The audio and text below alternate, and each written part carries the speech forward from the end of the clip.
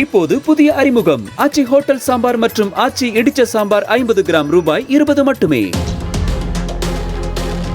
காமராஜர், அண்ணா போன்றோர் தேர்தலில் தோற்றபோது மக்களின் தீர்ப்பை ஏற்றுக்கொண்டார்கள். அதேபோன்று தேமுதிகவும் விருதுநகர் தொகுதி மக்கள் அளித்த தீர்ப்பை ஏற்றுக்கொள்ள வேண்டும் என அமைச்சர் KKSSR ராமச்சந்திரன் கூறினார்.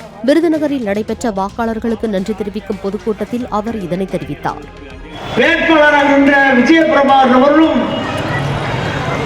நம்முடைய தொகுதியுடைய அதிமுக அமைச்சர் ராஜேந்திர பாலாஜி அவர்களும் கடைசி வரைக்கும் இருந்துவிட்டுத்தான் எண்ணி முடித்துவிட்டுத்தான் போனார்கள். எண்ணி முடித்துவிட்டு போனவர்கள் இன்னைக்கு அந்த தோல்வியை தாங்க முடியாமல் எங்களை குறை சொல்லுகிறார்கள். தேர்தலில் அவர்கள் கட்சிக்கு அவர்கள் ஓட்டு வந்திருக்கிறது, நம்முடைய கட்சிக்கு நமக்கு ஓட்டு வந்திருக்கிறது. இதை எங்களை குறை சொல்லி என்ன செய்ய முடியும்? இப்போது புதிய அறிமுகம் ஆச்சி ஹோட்டல் சாம்பார் மற்றும் ஆச்சி இடிச்ச சாம்பார் 50 கிராம் ரூபாய் 20 மட்டுமே.